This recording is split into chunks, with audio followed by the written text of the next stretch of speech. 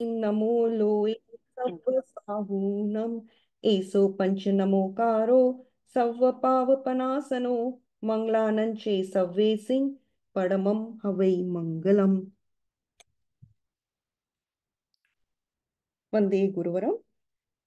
हमारा जीव अजीव की कार्यशाला चल रही है। आज 10वां बोल करम 8 लगभग पूरा कंप्लीट हो जाएगा। तो फर्स्ट 5 मिनट्स में क्विक रिवीजन करती हूँ जो हमने पिछले 2 क्लास में किए थे, और फिर जो आगे के रिमेनिंग क्वेश्चंस हैं वो कंप्लीट कर लेंगे आज। तो 10वां बोल है कर्म 8। मेरा स्क्रीन दिखाई दे रहा है ना? आप चैट में डाल सकते हो यस और नो। यस। ठीक है। तो फर्स्ट अपन देखे थे कि कर्म क्या है। कर्म क्या है? जीव की शुभ अशुभ प्रवृत्ति के कारण जो कर्म योग्य पुद्गल स्कंद आत्मा के साथ एकभूत हो जाते हैं उसे कर्म कहते हैं। ओके।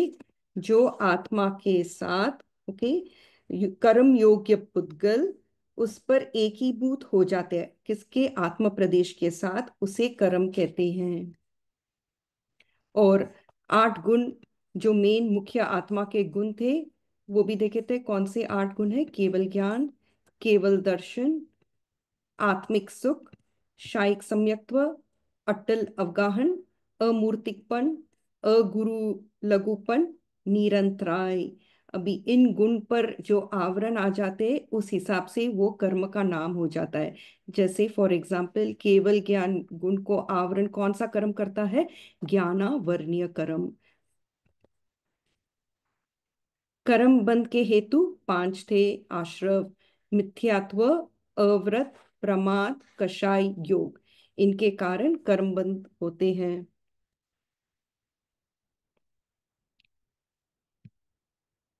और टेक्निकली बंध कैसे होता है? सॉरी, जब आत्मा कषाय में राग और द्वेष में रहती है और फिर मन वचन काया की प्रवृत्ति उसमें जुड़ जाती है तो वो कर्म आत्मा के साथ अट्रैक्ट होके चिपकते हैं। और कर्म अपन देखे थे, कर्म जो पुद्गल है उसके 4 स्पर्श है। कौन से 4 स्पर्श? पुद्गल में तो हमेशा वर्ण गंध रस स्पर्श रहेंगे, लेकिन कर्म पुद्गल के कर्म पुद्गल में 4 ही स्पर्श होते हैं। और वो है, एक तो वर्ण रहेगा, एक रंग, गंध, एक रस, और 4 स्पर्श शीत उष्ण स्निग्ध या रुक्ष। ये 4 ही स्पर्श कर्म वर्गना के पुद्गल परमाणु में रहेंगे। फिर अपने देखे थे कर्म 8 प्रकार के हैं। उसमें घाती कर्म 4 है। ज्ञानावर्ण्य कर्म, दर्शनावर्ण्य कर्म, मोहनीय कर्म, अंतराय कर्म। इनको घाती कर्म क्यों कहा गया है? क्यों ये आत्मा के मूल गुण को घात करता है। और इसको इसका सर्वथा कर्म का श्रेय होने से आत्मा सर्वज्ञ हो जाती है, उसको केवल ज्ञान केवल दर्शन प्राप्त हो जाता है। और अघाती कर्म भी 4 है। वेदनीय, नाम कर्म, गोत्र कर्म, आयुष्य कर्म। ठीक है। और ये 4 कर्म आत्मा के मूल गुण को घात नहीं पहुंचाते हैं, इसके लिए इसको अघाती कर्म कहा गया है। और फिर कर्म के 8 प्रकार देखे थे अपन, और उनका बनने का हेतु और क्या कार्य है। ज्ञानावर्ण्य कर्म ज्ञान प्राप्ति में बाधा डालता है, और इन 6 कारण अपन देखे थे। तो ज्ञान या ज्ञानी के प्रति असाधना, और ये आंखें पट्टी के समान हैं। दर्शनावर्ण्य कर्म ये दर्शन प्राप्ति में बाधा डालता है, और ये किसके समान है? प्रहरी के समान, जो आपको पिक्चर में दिखाई दे रहा है। फिर है मोहनीय कर्म। ये मोहनीय कर्म क्या करता है? दर्शन गुण और चारित्र गुण को घात करता है आत्मा के। और ये किसके समान है?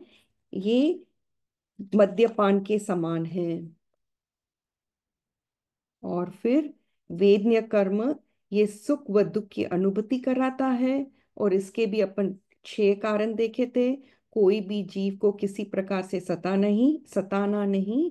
अगर सताते हैं तो असाता वेदनीय कर्म का बंध होता है।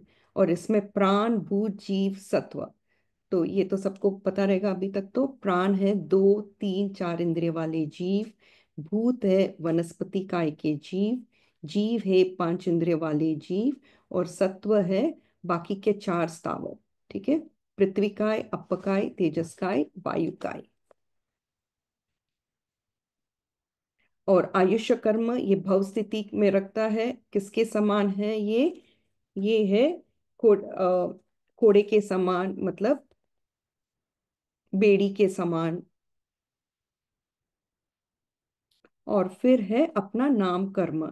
नाम कर्म ये शुभ अशुभ शरीर निर्माण, और जो भी अपने अंग पांग है, मतलब हाथ है, पैर है, कलर है, ये सब नाम कर्म से प्राप्त होता है। और ये किसके समान है? चित्रकार के समान। और इसके भी शुभ अशुभ है। अगर मन वचन काया से ऋजुता रहेगी तो उसे शुभ नाम कर्म का बंध होता है, नहीं तो अशुभ नाम कर्म का बंध। फिर हो गया गोत्र कर्म। तो गोत्र कर्म ऊंच नीच कुल में पैदा होना, ये किसके कारण है? गोत्र कर्म के कारण। और इसके भी अपन बताए थे, ये कुंभकार के समान है।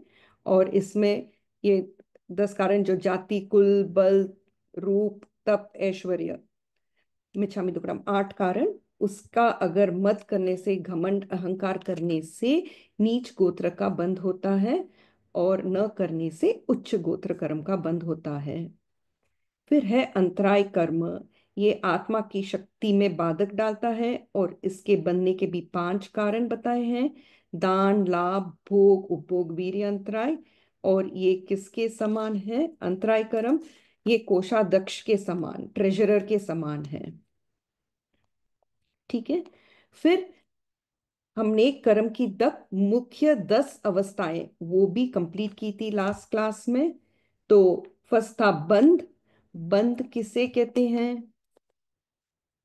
तो ये जो मैंने पिक्चर बताया था लास्ट क्लास में, ये राइट हैंड साइड में है, जो आत्मा का पिक्चर है, मतलब अरूपी है, लेकिन इसके बोलते हैं असंख्य प्रदेश है आत्मा के। और असंख्य प्रदेश, जो ये बिग ब्लैक डॉट्स आपको दिख रहा है, राइट, जहाँ पे एक लाइन और एक लाइन ऐसे क्रॉस होती है, जो वो क्रॉस पॉइंट है, उसको बोलते हैं प्रदेश। तो ऐसे आत्मा के असंख्य प्रदेश है। और ये बॉक्स के अंदर छोटे छोटे काले डॉट्स दिख रहे हैं, ये क्या है? ये कर्म के पुद्गल परमाणु हैं। तो बंध किसे कहते हैं? आत्म प्रदेशों के साथ कर्म पुद्गलों का चिपकना बंध है।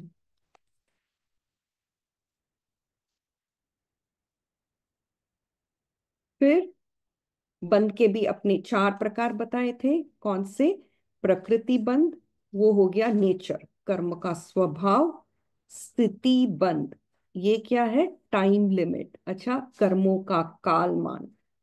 फिर है अनुभाग बंध, या रस बंध भी बोल सकते हैं इसको, कर्मों का फल देने की शक्ति, मंदता, ओके, डिपेंडिंग अपॉन किस इंटेंसिटी से अपन बांधे हैं।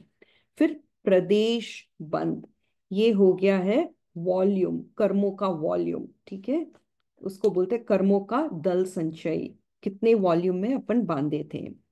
तो ये बंध के 4 प्रकार हो गए। फिर था अपना उद्वर्तन। उद्वर्तन मतलब बढ़ना। किसका बढ़ना? स्थिति बंध व अनुभाग बंध। अनुभाग मतलब रस, अच्छा, इन दोनों का बढ़ना को उद्वर्तन कहते हैं। उद्वर्तन, स्थिति बंध और अनुभाग रस बंध का को बढ़ना, उसको कहते हैं उद्वर्तन। ठीक है। फिर अपवर्तन, इसका एकदम ऑपोजिट, इसको स्थिति बंध व रस बंध को घटाने को अपवर्तन कहते हैं। फिर सत्ता। सत्ता क्या है? बंध के बाद, जब कर्म वर्गना आत्म प्रदेश के साथ बंद हो जाती है, जब तक, ओके, वो सत्ता में रहते हैं, ठीक है, मतलब वो स्टॉक में रहते हैं आत्मा में, उसे कहते हैं सत्ता।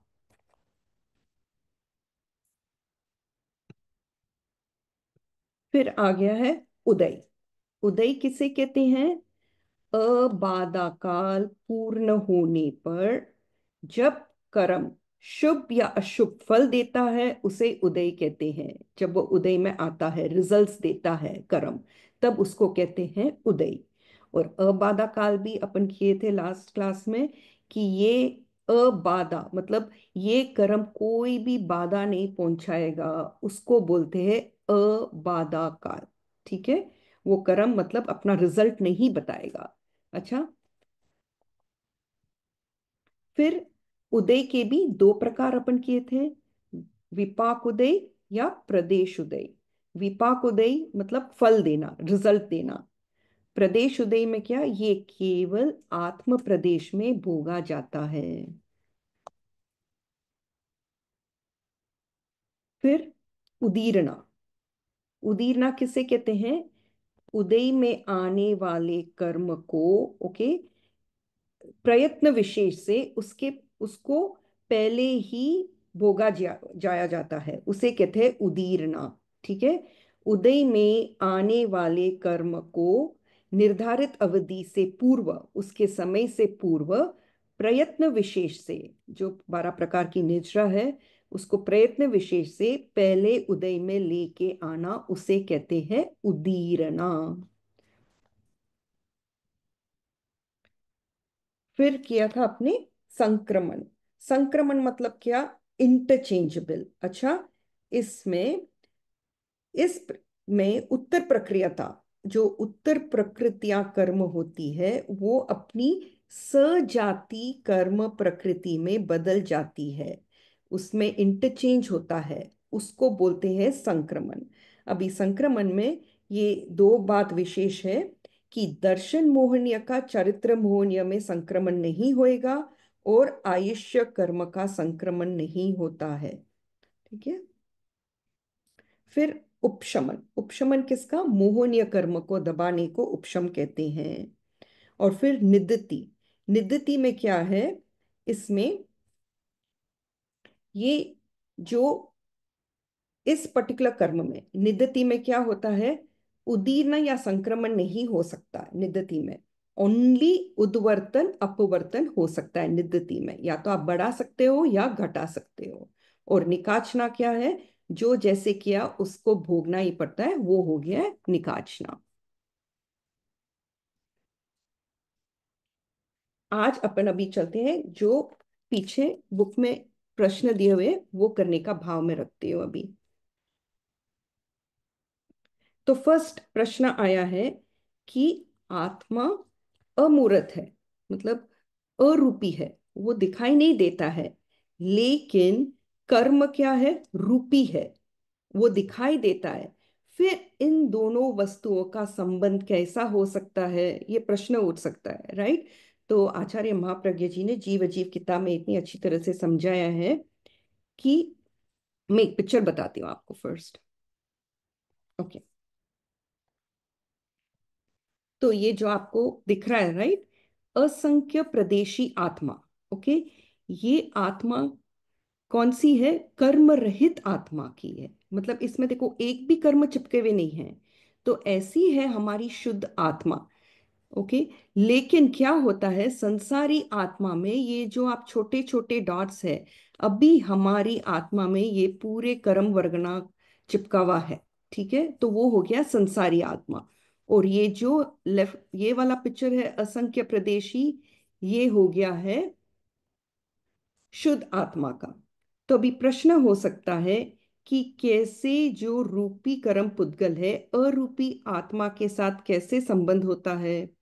तो इसमें आचार्य महाप्रज्ञ जी ने बहुत अच्छी तरह से समझाया है कि आत्मा का स्वरूप तो है अमूर्त, ओके, लेकिन संसारी आत्मा जो ये है वो संसारी आत्मा है, वो कदाचित मूर्तवत भी है, मतलब कदाचित मूर्तवत भी दिखाई भी देता है। क्योंकि क्यों इस ऐसे कहा गया है? इसमें एक एक आत्म प्रदेश में अनंतानंत कर्म परमाणु चिपके हुए हैं। ये जो संसारी आत्मा है कदाचित मूर्तवान भी बताया है। किसके कारण? ये आपको दिखाई दे रहा है जो राइट हैंड साइड है कर्म वर्गना का ग्रहण, एक एक प्रदेश में अनंतानंत करम वर्गना के पुद्गल परमाणु चिपके हुए हैं। ओके, तो इसके लिए इसको कदाचित मूर्तवत भी कहा है। किसकी? संसारी आत्मा की। तो अभी ये प्रश्न होता है कि ये संसारी आत्मा है, उससे ही कर्म का संबंध होता है। और ये किसके कारण होता है? ये आत्मा की प्रवृत्ति के कारण होता है कर्म का संबंध। और तो फिर अभी प्रश्न हो सकता है कि जो ये कर्म चिपके हुए हैं, किसके साथ? आत्म प्रदेश के साथ, और वो है संसारी आत्मा। और वो कर्म यथा समय तक चिपके हुए रहेंगे और फिर वो फल देकर झड़ जाएंगे। और सभी कर्म की क्या एक एक कालमान रहती है, टाइम लिमिट रहता है। वो हमेशा चिपके हुए ऐसा नहीं रहेंगे। ओके, हर कर्म की अपना कर्म बांधने के बाद, वो अवधि पूर्ण होने के बाद आत्मा से अलग हो जाता है। और सबसे उत्कृष्ट स्थिति किसकी है? मोहनीय कर्म की। और कितनी है उसकी? मैक्सिमम लिमिट है 70 करोड़ा करोड़ सागर की, और मोहनीय कर्म की। अच्छा, वो इतने समय तक आत्म प्रदेश के साथ बंधा रह सकता है। अच्छा, तो फिर उसके बाद तो वो झरेगा ही।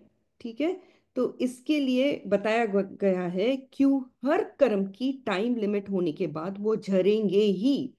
तो इसमें आत्मा मुक्त होने में कोई आपत्ति नहीं है, तो आत्मा मुक्त हो सकती है। लेकिन पहले बंधे हुए कर्म अवधि पूर्ण होने पर ही, अच्छा, जो कर्म बंधे हुए हैं उसका होने पर ही, ठीक है, या आत्मा उसको उदीर्णा करने से वो कर्म के पुद्गल परमाणु नष्ट हो जाएंगे और फिर आत्मा शुद्ध बन सकती है। कौन सी? जो ये लेफ्ट हैंड साइड में बताया हुआ है ना पिक्चर में, असंख्य प्रदेशी आत्मा। ठीक है, तो फिर ये कर्म, तो प्रश्न होता है कि कर्म पहले बंधे या आत्मा पहले बंधी, या आत्मा पहले हुई या कर्म हुए, तो या दोनों साथ में हुआ। तो ये प्रश्न हो सकता है माइंड में, राइट?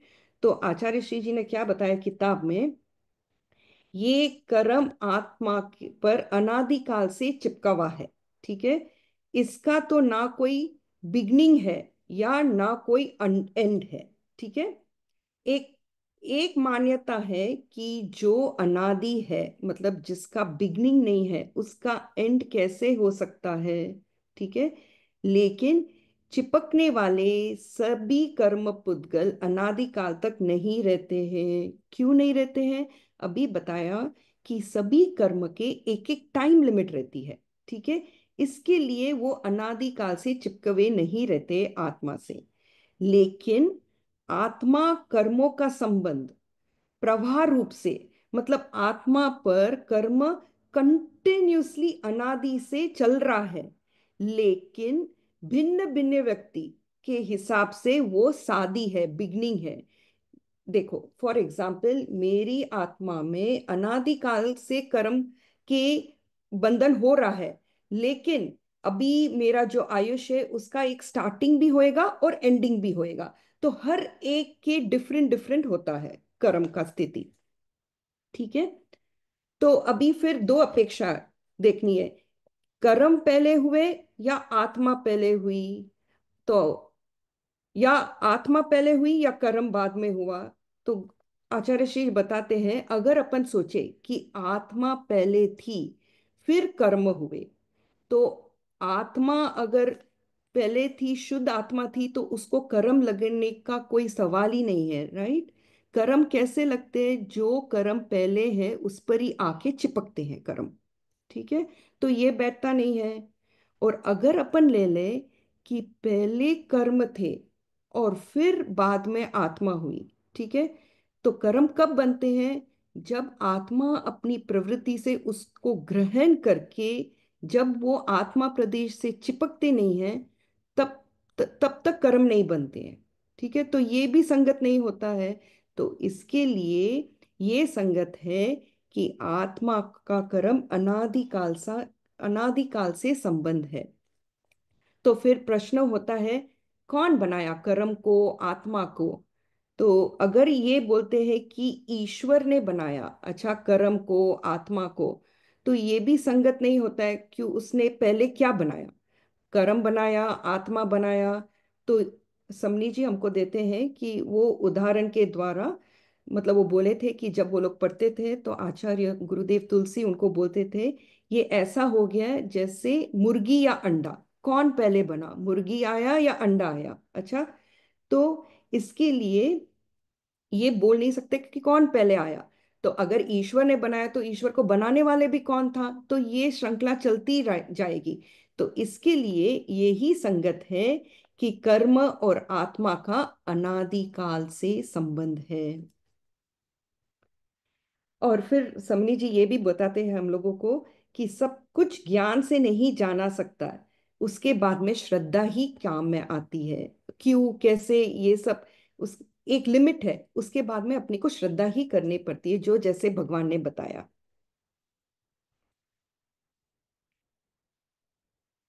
और ये स्थूल रूप से अगर अपन देखें, राइट, ये कार्बन शरीर, जो दो शरीर हमेशा साथ में रहती है, कौन सी? कार्बन शरीर और तेजस शरीर, राइट। स्थूल रूप से ये कार्बन शरीर और कर्म एक ही है, बताया गया है। ओके।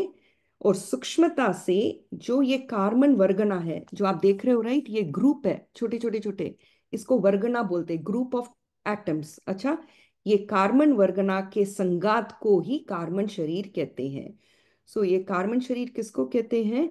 जो ये कर्म है, अच्छा, उसके छोटे छोटे वो कर्म वर्गना के पुद्गल परमाणु है, उसके ग्रुप को ही कार्बन शरीर कहते हैं। ये जो आपको पिक्चर में दिख रहा है, राइट, ये संसारी आत्मा है। और छोटे छोटे जो कर्म वर्गना के पुद्गल परमाणु उसके साथ चिपके हुए हैं, उसी को ही कर्म शरीर भी कहते हैं।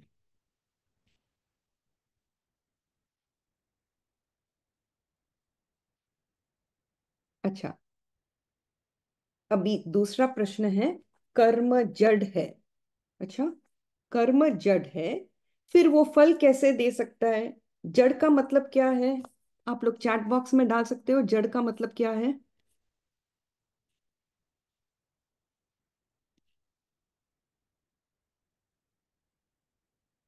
जड़ मतलब, हाँ, राकेश जी बोले अजीब है, सही है। जड़ मतलब अजीब। अमूर्त नहीं बोल सकते, जड़ हमेशा अजीब है। ठीक है, ये हमें, जड़ अचेतन भी है, करेक्ट रंजू जी। जड़ मतलब अचेतन और अजीब है। ठीक है, ये हमको दो चीज याद रखनी है जड़ आए तो। ठीक है, अगर कर्म जड़ है मतलब उसमें अचेतन है, वो अजीब है, फिर वो फल कैसे दे सकता है? तो इसको गुरुदेव ने बहुत अच्छी तरह से समझाया है कि हम देखते हैं, राइट, जैसे शराब। ठीक है, तो अगर शराब है और वो शराब क्या है? जड़ है, राइट, अजीब है। तो शराब पीने वाला व्यक्ति, अच्छा, अगर कोई शराब पिएगा तो वो एक पागल सा जैसा हो जाता है, करेक्ट। और फिर अपन ये भी देखते हैं कि कोई विष ले लेता है, विष मतलब पॉइजन, तो उस पर भी इफेक्ट होता है, राइट, वो मृत्यु भी हो जाती है। तो शराब से नशा होता है, शराब भी जड़ है। अच्छा, और विष, पॉइजन भी जड़ है। ठीक है, अजीब है, अचेतन है, फिर भी वो इतना असर दिखाता है जीव पर। और एग्जाम्पल और एक ले लो, अगर अपन पथ्य भोजन मतलब हेल्थी फूड लेते हैं तो उससे भी अपने स्वास्थ्य को लाभ होता है, हेल्थी होते हैं, राइट। खाना भी जड़ है। और दवाई लेने से अपना रोग मिट जाता है, दवाई भी क्या है? जड़ है। जब ये सभी जड़ अपने जीव पर इतना प्रभाव बता सकते हैं, तो फिर ये बाहर से ग्रहण किए हुए पुद्गल का अपने अंदर प्रभाव क्यों नहीं बताएगा? वो भी बता सकता है, राइट। जब शराब, पॉइजन, विष, अच्छा, अच्छा भोजन और मेडिसिन, ये सब जड़ है, पुद्गल है, अजीब है, फिर भी एक जीव पर इतना असर बता सकता है, तो फिर कर्म पुद्गल आत्मा पर असर क्यों नहीं बता सकता है? वो भी बता सकता है, राइट। और फिर बताया है कि उचित साधनों से, अच्छा, अपन पॉइजन को, मेडिसिन को, उसकी शक्ति घटा सकते या बढ़ा भी सकते हैं। इसी प्रकार, अच्छा, तपस्या आदि निर्जरा से, साधनों से कर्म की स्थिति, टाइम लिमिट और उसके फल देने की शक्ति को भी अपवर्तना से कम किया जा सकता है। तो ये भी ठीक बैठता है, राइट? कर्म जड़ है, फिर फल कैसे दे सकता है? तो उसको कंपेयर किया हुआ है कि शराब है, पॉइजन है, वो भी अगर जीव पर अपना प्रभाव बता सकता है, तो कर्म क्यों नहीं बता सकता है?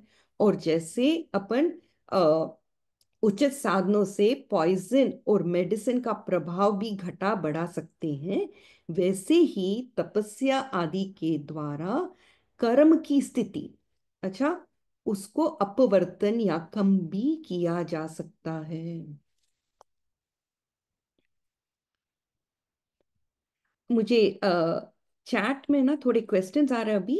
अपन ये सेशन होने के बाद में वो क्वेश्चन लेने का मैं भाव रखती हूँ। ठीक है।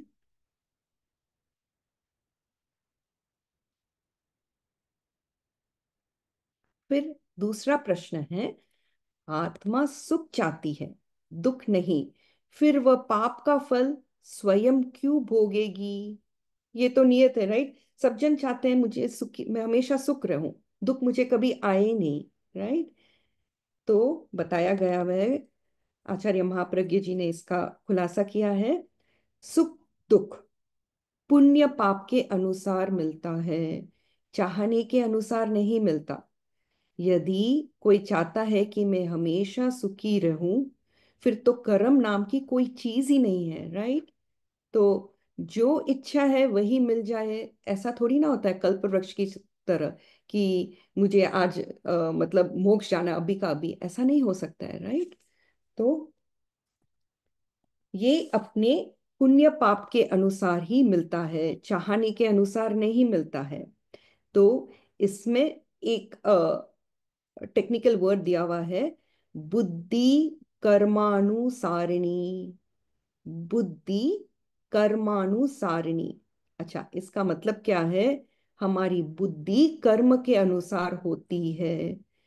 जब कर्म उदय में आता है, तो बुद्धि वैसा ही व्यवहार करने लगती है, और बुद्धि जैसे व्यवहार करेगी वैसा ही काम करेगी, और जैसा काम करेगी वैसा ही फल मिलेगा।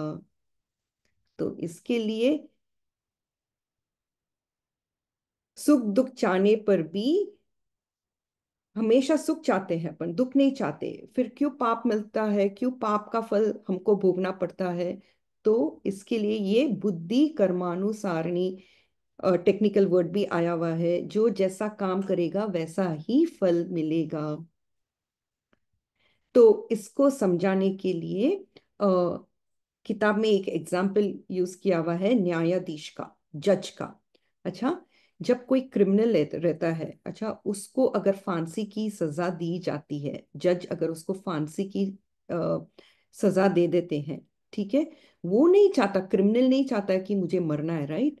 लेकिन उसका फल जो पूर्व जन्म का था वो उदय में आया है, उसके कारण, मैं क्षमा, सॉरी, उसके कारण उसको सजा मिली है।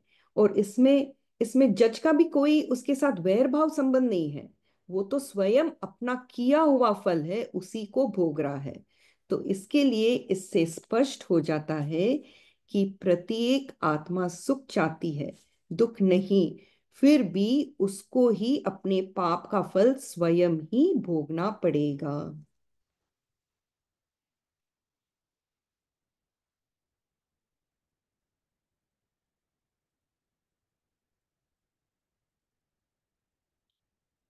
और सॉरी, ये एक क्वेश्चन में और एक बात किताब में बताई गई है कि ईश्वर को यदि कर्म फल का न्यायाधीश माना जाए, अच्छा, तो सोचते हैं कि ईश्वर ही जज है, ठीक है, वो ही सबको कर्म डिसाइड करता है कि कैसा क्या किसको मिलेगा।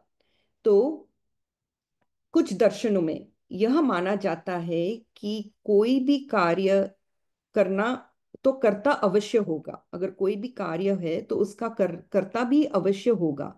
तो इसी का नाम ईश्वर दिया है।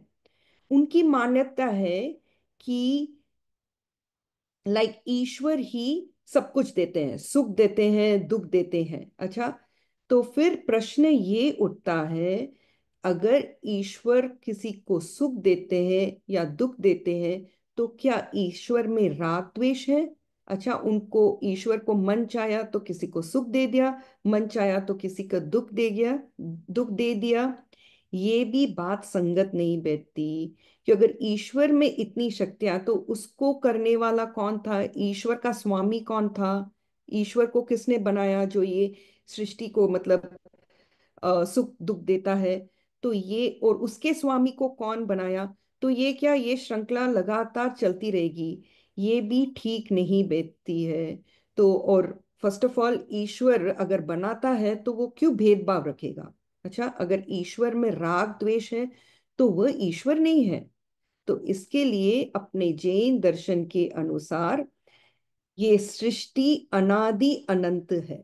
ठीक है, इसका कोई कर्ता नहीं है। There is no creator, no destroyer. ठीक है, तो सृष्टि का अनादि अनंत है, और इसको ना किसी ने बनाया, अच्छा, ना किसी कभी डिस्ट्रॉय होएगा, ना ये उत्पन्न हुआ है, ना कभी नष्ट होएगा।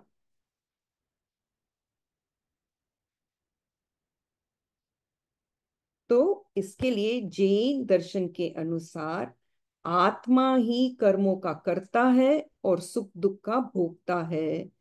और परमात्मा राग द्वेष रहित है, उनको संसार से कोई मतलब नहीं है। ठीक है, तो ऐसा नहीं है कि किसी ने सृष्टि को बनाई है या डिस्ट्रॉय करेगा। ठीक है, तो फिर तो वो भेदभाव हो गया, राइट? ईश्वर क्यों भेदभाव ऐसे करेगा? इसके लिए जैन दर्शन के अनुसार ये संगत कैसे बैठती है? क्यों किस किस पर ईश्वर राग करेगा? क्यों किसको सुखी सुखी देगा? क्यों किसको दुख देगा? तो इसके लिए बताया हुआ है, जैन दर्शन के अनुसार आत्मा ही अपने कर्मों का करता है, और सुख दुख भी आत्मा ही भोगता है।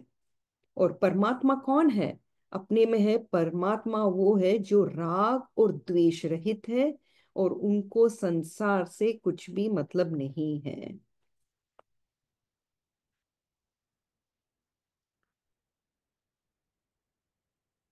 फिर चौथा प्रश्न इसमें आया है कि एक साथ लाखों लोग मर जाते हैं, कोई धर्मिष्ठ दुखी, कोई पापी सुखी भी देखा जाता है।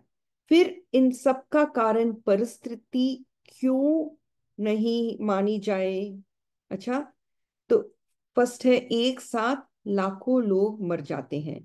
अभी 4 हफ्ते पहले ही हमारे यूएस में एक इंसिडेंट हुआ था कि एक फ्लाइट जा रही थी, उसमें लगभग 60 to 70 लोग थे, और उसमें ऑलमोस्ट 25 30 तो 11 से 17 साल के बच्चे थे उसमें। अच्छा, तो वो फ्लाइट वॉशिंगटन डीसी से मतलब उनका एक हेलीकॉप्टर से एक्सीडेंट हो गया। सब लोग मर गए थे, मतलब फ्लाइट में भी और जो हेलीकॉप्टर चला था वो भी लोग। तो लेकिन उसमें ये था कि लगभग 11 से 17 साल के 30 से 40 बच्चे थे।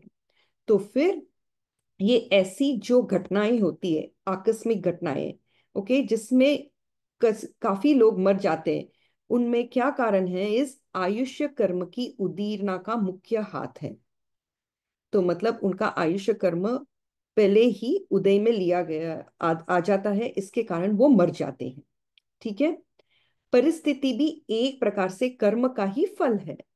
तो ये जो एक्सीडेंट होता है, ये जो घटनाएं होती है, ये भी बताया गया है कि एक कारण कर्म का ही फल है। और ऐसा भी होता है, जीव पहले तो दुखी होता है, बाद में वह सुखी बन जाता है। या किसी को कोई सुख है तो साथ में कोई कष्ट भी है। इन सब का कारण कर्म ही है।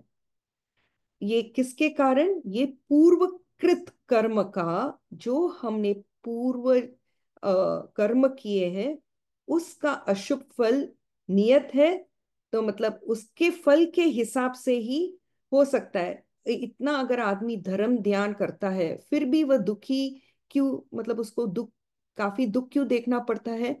तो बताया गया है कि इसमें जो हमने पूर्वकृत कर्म किए हैं वो फल उदय में आता है। और हम काफी बार देखते हैं जो पापी है, अच्छा, वो इतना पाप करता है तो भी वो इतना, मतलब उस इतना पैसा वैभव सब रहता है, किस कारण? उसके पूर्वकृत कर्म के कारण।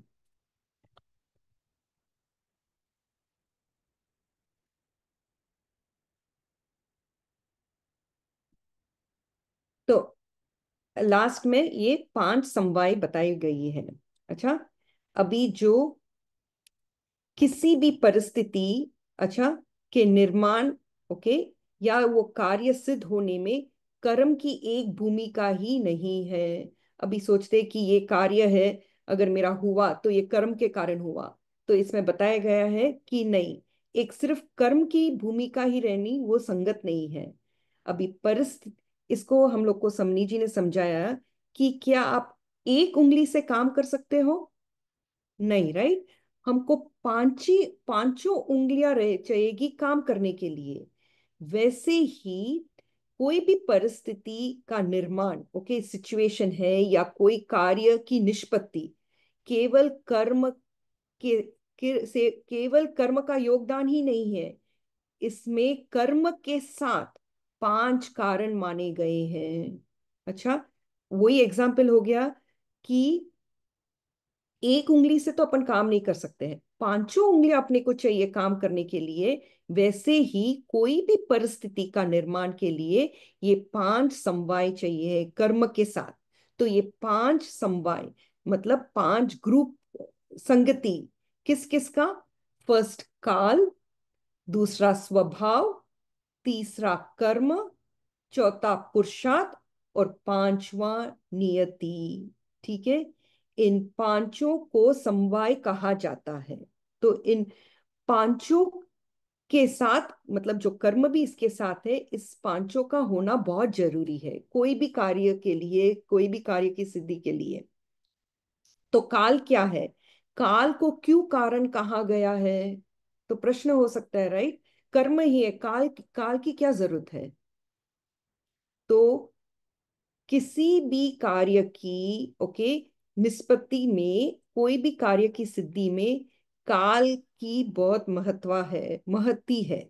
क्यों महती है? देखो, तीर्थंकर में इतना अतुल बल होता है, कितना बल होता है तीर्थंकर में, फिर भी जन्मते ही क्या वे बोलना, चलना आदि क्रियाएं करेंगे? नहीं, राइट।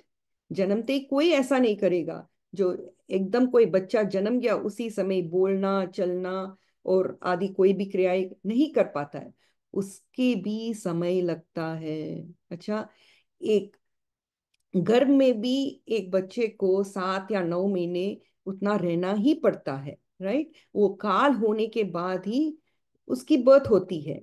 तो हर चीज के लिए काल की बहुत जरूरी है, ठीक है। अगर अपन दवाई भी लेते हैं तो उसमें इमीडिएटली रोग शांत नहीं होता है, राइट। उसमें भी काल समय लगता है। अगर अपन बीज भी बोते हैं तो वो क्या इमीडिएटली वृक्ष बनेगा? नहीं, उसमें भी काल लगता है। तो प्रत्येक वस्तु की निष्पत्ति में काल की अहम भूमिका है, काल का बहुत इंपॉर्टेंस है। फिर नेक्स्ट प्रश्न होता है, स्वभाव को कारण क्यों कहा गया है? हर वस्तु में अपने स्वभाव के अनुरूप निर्मित होता है। जैसे अगर अपन आम का बीज बोया तो कौन सा वृक्ष आएगा? आम का ही वृक्ष आएगा, राइट। और बबूल तो बबूल का पेड़ आएगा। तो ऐसा नहीं हो सकता है कि बबूल कभी आम पैदा कर क्या कभी बबूल आम पैदा कर सकता है? नहीं, ऐसा नहीं हो सकता है, राइट। तो हर एक का स्वभाव होता है, उसके अनुरूप ही वो घटित होता है। फिर तीसरा है कर्म। कर्म को कारण क्यों कहा गया है? इसमें आचार्य महाप्रज्ञ जी ने एक एग्जाम्पल दिया है कि एक ही माता के ट्विन्स होते हैं, राइट। लेकिन देखते हैं कि उसमें से एक सुरूप रहेगा, दूसरा करूप रहेगा। ओके। एक बहुत विद्यमान रहेगा तो दूसरा मूर्ख रह जाता है। अच्छा, हुए तो एक ही माँ से, एक ही माँ से पैदा हुए दो ट्विंस, ठीक है, एंड फिर भी उनमें भिन्नता रहती है। ये किसके कारण? कर्म का ही प्रभाव है।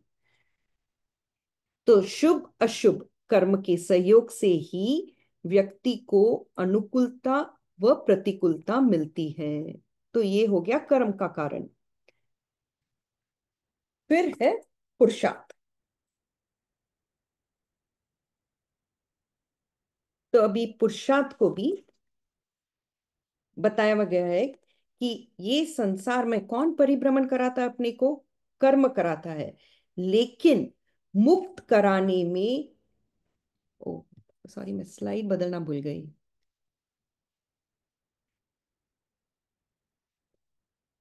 पुरुषार्थ। तो संसार में परिभ्रमण कौन कराता है? कर्म। लेकिन मुक्त कराने में भी कर्म का सामर्थ्य नहीं है। मुक्त होना है तो क्या करना चाहिए? उसे मुक्ति प्राप्त करने में पुरुषार्थ की सत्ता चलती है, पुरुषार्थ ही चलता है। राइट। तो इसमें बताया गया है कि पुरुषार्थ की भी जरूरत है। अगर कोई आटा, पानी और आग सब तैयार होने पर भी, ठीक है, हम भाग्य भरोसे बैठे रहने से भोजन नहीं मिलता। ठीक है, सब चीज मिल गया है, आटा भी है, पानी भी है, आग भी है, लेकिन पुरुषार्थ करना पड़ेगा तो ही खाना मिलेगा। वैसे ही परोसी हुई रोटी बिना हाथ मुंह चलाए नहीं खा सकेंगे। ठीक है, उसमें भी पुरुषार्थ लगता है। और फिर लास्ट है नियति। पांचवा कौन सा है समवाय का? नियति। नियति का अगर सिद्धांत की भाषा में बोले तो ये एक निकाचित अवस्था है। तो नियति क्या है? निकाचित अवस्था। मतलब जो जैसे किया उसको भोगना ही पड़ता है, उसे कहते हैं नियति। तो अपन बोलते हैं काफी बार, राइट, डेस्टिनी, भवितव्यता, ये सब नियति में आती है। तो देखते हैं कि काफी बार अपने को दिखाई देता है कि अगर फॉर एग्जाम्पल ले लो, रिक्शा वाले, वो कितना पुरुषार्थ करते हैं, रात दिन मेहनत करते हैं, लेकिन फिर भी उनको पैसा कितना थोड़ा सा मिलता है। किसके कारण? नियति के कारण। ओके। तो मतलब जो जैसा किया हुआ है उसको वैसा ही भोगना पड़ेगा। तो इसके लिए बताया गया है कि सही दिशा में पुरुषार्थ करने के बावजूद, ओके, उसको परिणाम विपरीत आता है तो उसको नियति ही मानना होगा। काफी बार भी देखते हैं कि कोई लोग बोलते हैं कि मेरा कोई भी बिजनेस सेट नहीं होता है। अच्छा, तो जिसमें भी मैं हाथ डालता हूँ उसमें घाटा होता है, तो फिर उसमें नियति ही मानना होगा।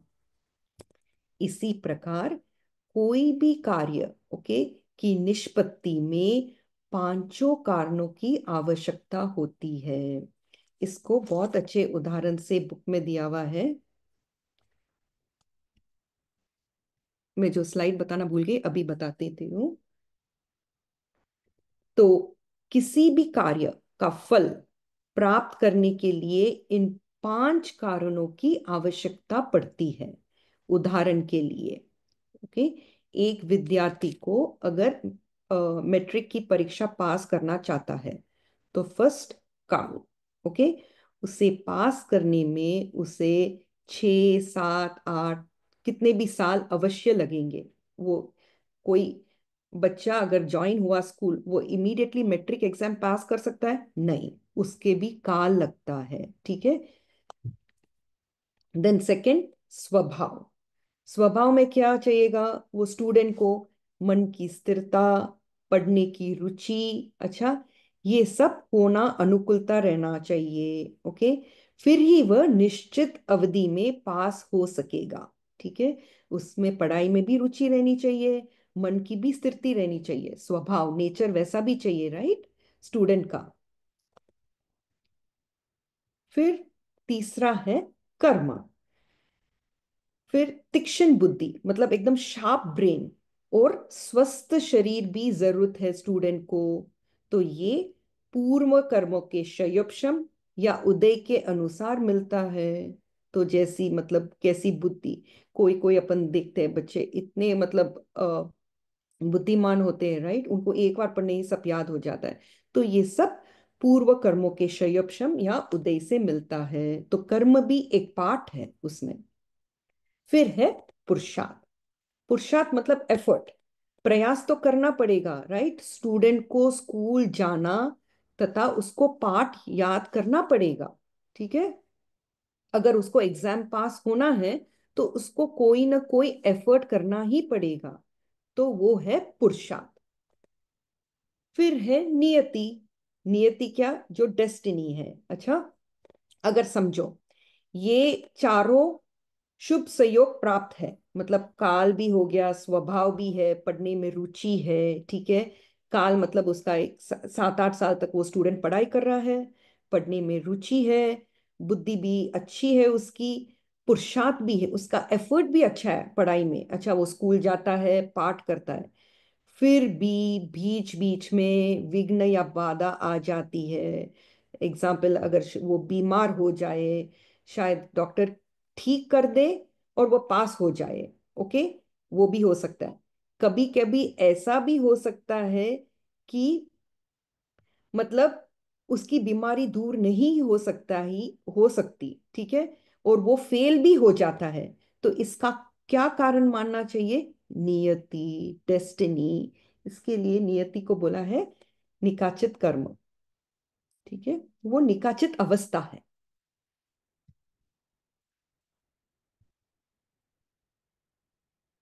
तो अंत में गुरुदेव ने बहुत अच्छी तरह से बताया है कि मनुष्य के जीवन में विघ्न, बाधा, दुख और विपत्तियों से भरा हुआ है, ओके। इनको आने पर वे घबरा जाते हैं, क्यों, मन चंचल है, ठीक है। लेकिन ऐसी स्थिति में कर्मवाद का सिद्धांत वो ही सही मार्ग पर अपने को ले आ सकता है, ठीक है। इसके लिए वो एक नारा है, आत्मा अपने भाग्य का स्वयं निर्माता है। आत्मा अपने भाग्य का स्वयं निर्माता है, ओके। सुख या दुख अपने को जो मिलता है वो हमारे किए हुए कर्मों का फल है। अच्छा, कोई भी बाहरी शक्ति आत्मा को सुख या दुख नहीं दे सकती। अगर इस विश्वास में दृढ़ रहेंगे तो आत्मा सुख और दुख आने पर कभी नहीं घबराएगा, ठीक है। इसी इसलिए ये कर्मवाद को हम जानने से क्या होएगा, हमारी निराशा दुख से बच सकते हैं, और दुख सहने की शक्ति भी हमें मिलती है, और मन में शांत एवं स्थिर रहकर प्रतिकूल परिस्थितियों में सामना करने की शक्ति प्रदान करती है ये कर्म सिद्धांत।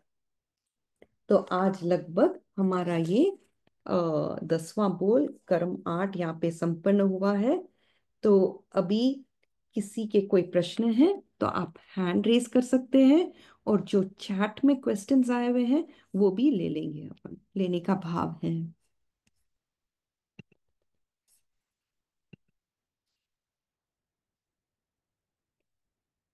हाँ। मेरा क्वेश्चन लास्ट वाली क्लास में से था। ये अच्छा, मिथ्यात्व नहीं, सॉरी, मोहनीय कर्म के कारण में बताए हैं, तीव्र दर्शन मोह, तीव्र चारित्र मोह, तीव्र मिथ्यात्व। मतलब ये थोड़ा समझ में नहीं आया, तीव्र तीव्र दर्शन मोह और तीव्र चारित्र मोह ये सब। ठीक है, ये अपन जाते हैं मौन कर्म।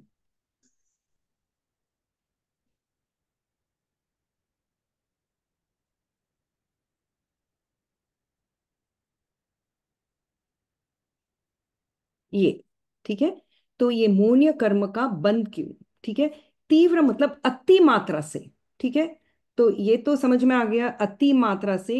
अभी मौन्य कर्म के अपने को समझने के लिए मेन 2 सब डिविजन है। अच्छा, दर्शन मोन्य और चारित्र मोन्य। दर्शन मोन्य, अगर अपने को दर्शन मोन्य से क्या अपने को घात होता है, अपने को सम्यक्त्व का। अच्छा, दर्शन मोन्य के कारण आदमी क्या बोलेगा कि मैं आत्मा में विश्वास नहीं करता हूँ, मैं कर्म में विश्वास नहीं करता हूँ, मैं उसमें फल नहीं, उसके फल पर विश्वास नहीं करता हूँ, मैं कर्म को मानता ही नहीं हूँ। तो वो हो गया है तीव्र दर्शन। ओके, तो वो हो गया मिथ्यात्व मोन्य। मिथ्यात्व मतलब क्या? विपरीत श्रद्धा वाला, विपरीत बुद्धि वाला, वो भगवान जो जैसा बताया हुआ उसको मानता नहीं है। अच्छा, तो इसके लिए वो हो गया तीव्र दर्शन। ठीक है। और फिर तीव्र चारित्र मोह। तीव्र चारित्र मोह भी ये देखो क्रोध मान माया लोभ से ही रिलेटेड है। क्यों? चारित्र में कितने प्रकार बताए हुए हैं? 25 प्रकार। अच्छा, 16 तो ये क्रोध मान माया लोभ, लेकिन इसमें भी ओनली तीव्र। ठीक है, बहुत ज्यादा करना, क्रोध मान माया लोभ, और उसके जो वे नो कषाय है, जो ये तीव्र क्रोध मान माया को उत्तेजित करते हैं, उसको बोलते हैं नो कषाय। ठीक है, तो ये सब तीव्र करने से मोहनीय कर्म का बंध होता है। क्लियर खुशबू जी? हाँ, क्लियर तो हो गया। आप अभी समझा रहे हो तो क्लियर हो गया, बट मालूम है घंटे 1.5 घंटे के बाद मतलब थोड़ा सा भूल जाते हैं। हाँ, और वापस एक वापस। क्वेश्चन और था। जी। ये पेज नंबर 51 में है, जीव संख्यात परमाणुओं से बने हुए कर्म पुद्गलों को ग्रहण नहीं करता, परंतु अनंत परमाणु वाले स्कंद को ग्रहण करता है। अच्छा, तो इसका क्या है? देखो, ये जो मैंने मैं वो स्लाइड बताती हूँ तो आपको है ना पिक्चर सामने रहेगा, राइट? तो मालूम पड़ेगा। ठीक है, तो ये जीव है, जीव के प्रदेश है। कितने प्रदेश है जीव के? असंख्य। असंख्य। ठीक है, जो ये बिग ब्लैक डॉट्स दिख रहा है वो असंख्य प्रदेश है। अभी जीव क्या करेगा?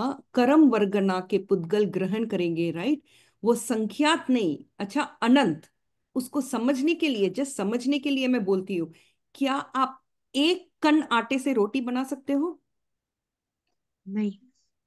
उसमें कितना लेना पड़ेगा आपको? इतने सारे, मतलब वैसे ही कर्म में ना, आप समझो जस्ट एक एग्जाम्पल के लिए, रोटी जैसा एक कर्म, अच्छा, मतलब उसको भी बनने के लिए कितने कण लेने पड़ेंगे? वैसे ही कर्म के अनंत पुद्गल परमाणु रहेंगे तो ही कर्म का बंधेगा, स्कंद होएगा।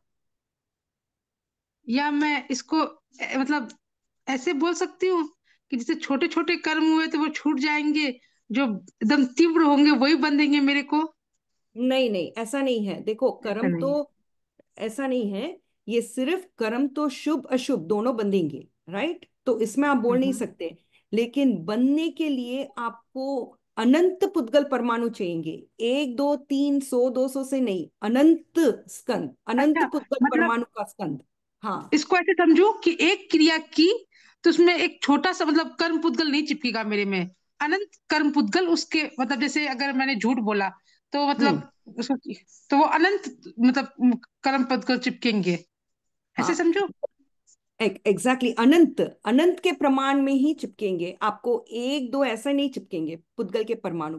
परमाणु मतलब अविभाज्य भाग, एक छोटा सा, जो आप उसको मतलब भाग नहीं कर सकते। अविभाज्य भाग मतलब उसको तोड़ नहीं सकते हो। ठीक है, ऐसे आपको अनंत लेना पड़ेगा तो ही कर्म बंधेगा। मैं इसको फिर से डिटेल में मतलब क्लियर करती हूँ। मतलब मैंने कोई भी क्रिया की तो उसमें उस मतलब उस क्रिया के जो कर्म पुद्गल है वो अनंत रूप में मेरे साथ चिपक जाएंगे। एग्जैक्टली करेक्ट, अनंत में चिपकेंगे, थैंक यू संख्यात सो में नहीं, मच। अनंत में ही चिपकेंगे। ठीक है, अभी नेक्स्ट। जय जय जिनेन्द्र। जय जिनेन्द्र, मैं पूछ रही थी जो अपना सेकंड प्री टेस्ट होगा उसका कोर्स क्या रहेगा? पिछले वाला पूरा आएगा ना या उसके आगे वाला आएगा? अच्छा, मैं प्रेम जी सेकानी से या राजेंद्र अंकल से बोलती हूँ, वो आपको बताएंगे। अ, प्रेम जी, आप बता सकते हो उनको क्या रहेगा सेकेंड वाले कोर्स में? दस, मेरे ख्याल से 10वें बोल तक है, लेकिन अभी प्रेम जी इसका जवाब दे देते हैं आपको, थोड़ी सी देर में वो सुन लेंगे तो जवाब दे देंगे, और नहीं ठीक तो है, नहीं ग्रुप तो में आपको रात को पूछ मैसेज लेना। लिख देंगे। हाँ, ग्रुप में जी मैसेज डाल देंगे। बहुत अच्छा जिज्ञासा है आपकी। जी। जी। ठीक। Okay okay. हाँ जी, थैंक यू। संतोष जी, आप अपनी जिज्ञासा, फिर बाद में कल्पना जी आपको भी है। हाँ, मेरी जिज्ञासा ये थी कि समूचे मनुष्य में पांचों इंद्रियां मानी जाती है, और विकलेंद्रिय में अपेक्षा से इंद्रियां होती है, फिर भी उसमें रसनेन्द्रिय आ जाती है तो वचन योग लिया जाता है। और समूचे मनुष्य में वचन योग नहीं लिया जाता है, किस अपेक्षा से? अ, देखो, समुच्चय फर्स्ट ऑफ ऑल है ना, समुच्चय जो 14 प्रकार के स्थान में पैदा होते हैं, अच्छा, और उनको समुच्चय नाम कर्म का उदय है, ठीक है। तो इसके कारण वो समुच्चय जीव कहलाते हैं। तो अभी आपका प्रश्न है क्यों जो गर्भ से उत्पन्न होने वाले जीव, उनमें वचन योग लिया हुआ है, लेकिन समुच्चय के नहीं लिया हुआ है, राइट। नहीं नहीं समुच्चय, नहीं, गर्भ के लिए हुआ नहीं, द्विंद्रिय त्रिंद्रिय चतुरिंद्रिय के वचन योग का लिया हुआ है, क्योंकि उसके रसनेन्द्रिय आ जाती है, उस अपेक्षा से उनके वचन योग लिया हुआ है। लेकिन जी, समूर्चिम में पांचों इंद्रिया की होते हुए भी उसमें वचन योग क्यों नहीं लिया है, किस अपेक्षा से? वो हाँ अपर्याप्त होते हैं, पर्याप्तियां पूरी नहीं होती है। पर्याप्तियां पूरी हुए हाँ बिना ही उनकी मृत्यु हो जाती है, तो वो वचन का उपयोग नहीं कर सकते। हाँ, तो वो पर्याप्त अवस्था में ही वचन योग होता है, अपर्याप्त अवस्था में नहीं होता है, हाँ, मतलब। मंजू जी छाजेड़ ने भी लिखा, अच्छा जवाब लिखा। हाँ, जी। द्विंद्रिय तीन्द्रिय चतुरिंद्रिय में भी अपर्याप्त अवस्था में ही होगा, अपर्याप्त अवस्था में नहीं माना जाएगा। जी जी।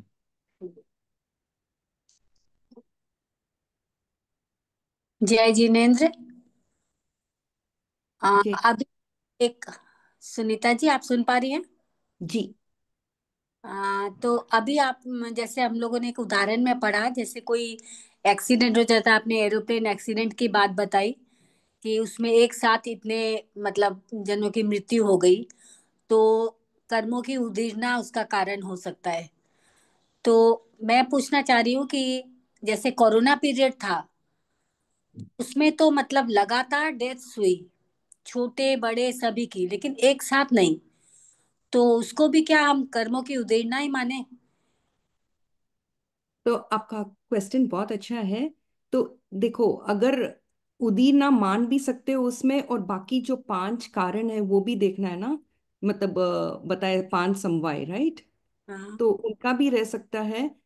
और राजेंद्र अंकल जी, आप कुछ बताना नहीं, ये चाहते निश्चित रूप से नहीं कहा जा सकता। काफी अच्छे बाहरी वातावरण का जो इतना प्रभाव पड़ता है, तो उसको उदीरना के रूप में भी गिना जा सकता है। बीमारी भी उदीरना के एक कारण होता है।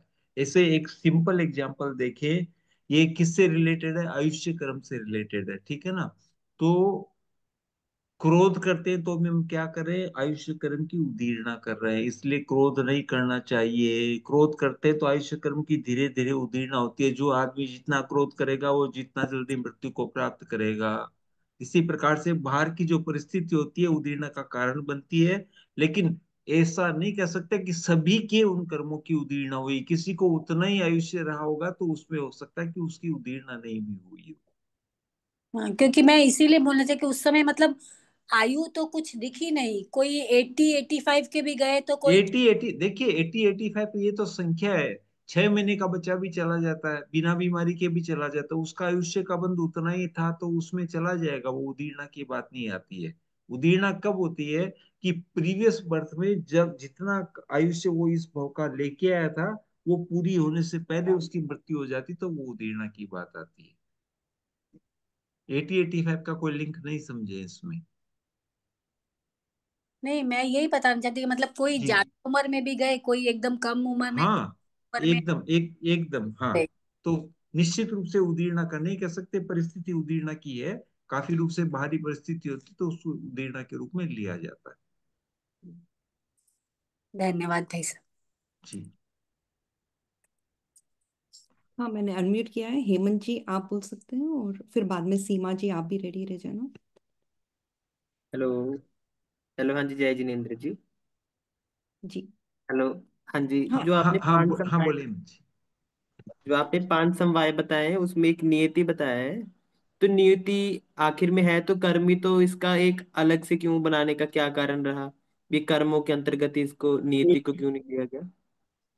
कर्मों में तो बाकी भी अलग अलग स्टेजेस है ना, इसलिए इसको अलग बताया गया है। नियति के अलावा बाकी जो कर्म है, नियति को एक अपेक्षा से यहाँ पर लिखा भी है, पुस्तक में आपने पढ़ा होगा कि निका, सुनीता जी मैं बोल रहा हूँ है ना, आपकी स्वीकृति से, वो निकाचित कर्म है, वो नियति है ना। तो बाकी कर्मों की अलग अलग अवस्थाएं, वहां पर पुरुषार्थ काम करता है। तो यहाँ पर भी लिखा है और गुरुदेव बार बार फरमाते हैं कि पुरुषार्थ कभी अगर उचित फल नहीं देता है तो इसका मतलब समझो कि निकाचित कर्मों के सामने ही पुरुषार्थ फेल होता है, साधारणतया जो बात बताई जाती है। तो उसको अलग से इसकी इम्पोर्टेंस बताने के लिए अलग बताया है। बाकी कर्म की अलग अलग स्टेजेस है ना, उदय उदीर्णा, वो सारे पुरुषार्थ के या कर्म के अंतर्गत में आ जाएंगे। पुरुषार्थ फेल होता है, नियति सब, नियति का दो दो अपेक्षा से समझे। एक तो बाहर की परिस्थिति होती है और नियति सबके लिए बराबर होती है। गुरुदेव ने उसकी डेफिनेशन दी है, सार्वभौम नियम, यूनिवर्सल लॉ। बारिश हो रही है, बारिश सबके लिए हो रही है, खाली हेमंत जी के लिए या राजेंद्र जी के लिए, सुनीता के लिए नहीं हो रही है, ठीक है ना। तो एक प्रकृति जो काम करती है वो सबके लिए काम करती है। उसके बाद में अपने कर्मों का उदय, निकाचित कर्मों का उदय होता है, वो उस व्यक्ति के लिए व्यक्तिगत नियति है। ठीक ठीक है है जी। जी। सीमा सही। जी,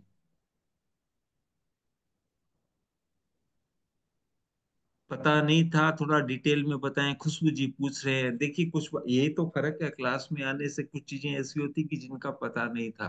क्या होता है कि सीमा जी का प्रश्न चैट में डाला था तो वो ले लेते हैं। उन्होंने लिखा था कि क्रोध से आयुष्य कर्म की उदीर्णा होती है, वो पता नहीं था।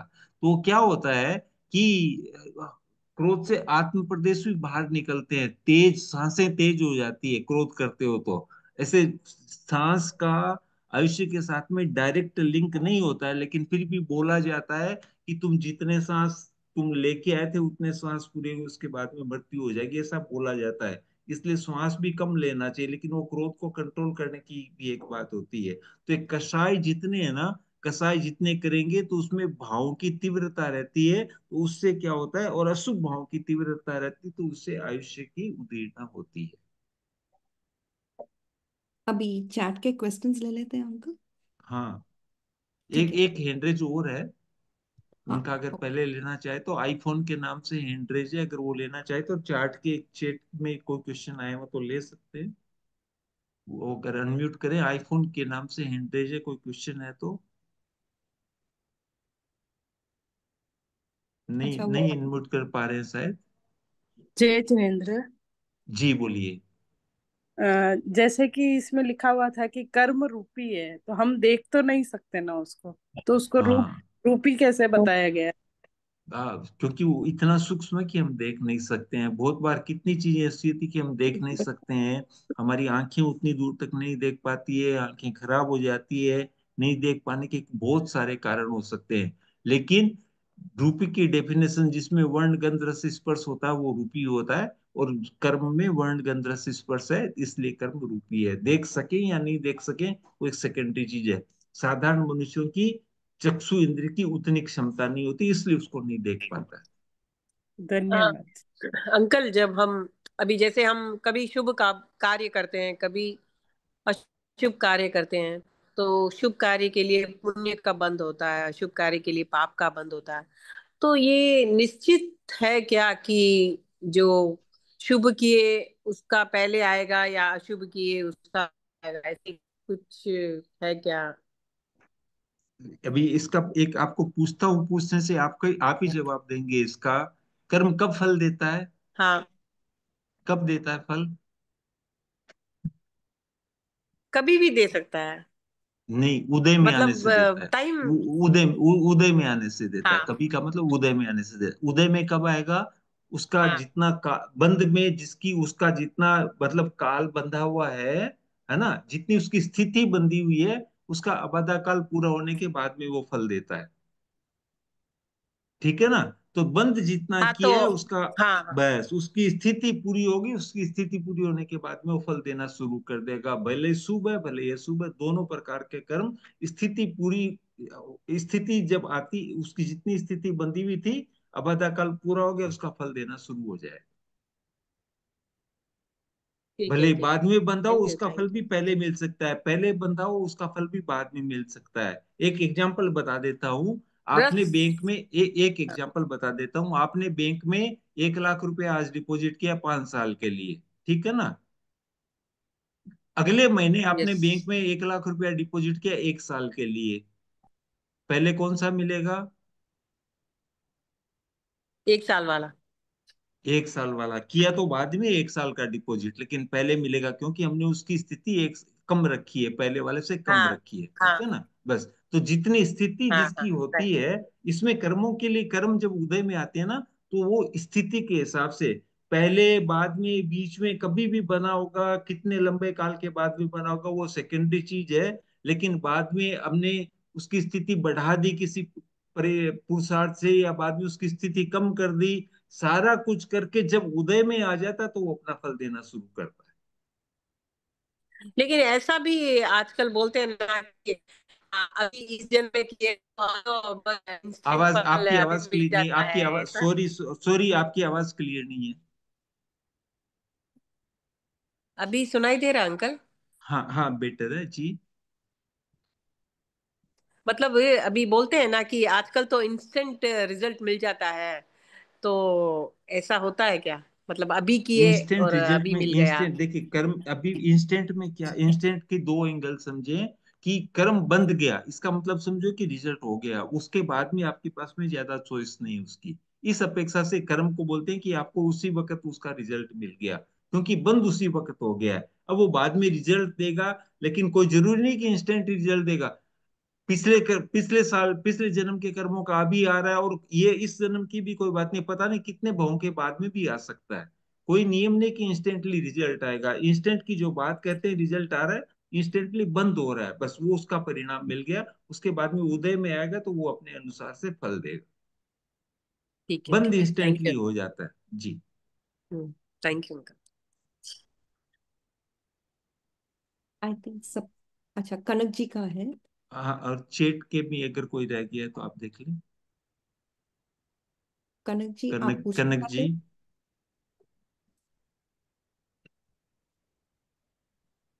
उनका शायद अनम्यूट नहीं हो पा रहा है, तो चैट में ले लें।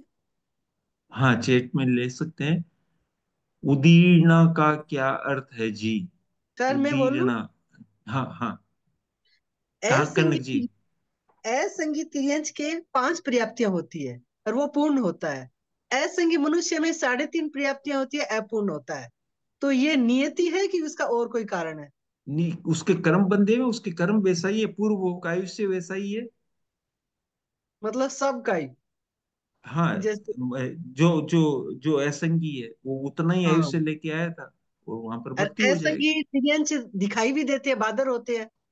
मनुष्य नहीं, असंगी वो मनुष्य वो तो वो दिखते नहीं। नहीं, वो सूक्ष्म बादर का एक अलग चैप्टर है, ठीक है ना। उसका अच्छा काल के हाँ। साथ में लिंक नहीं करिए, उसका आयुष्य के साथ में लिंक नहीं करिए। अच्छा, सूक्ष्म बादर का अलग है।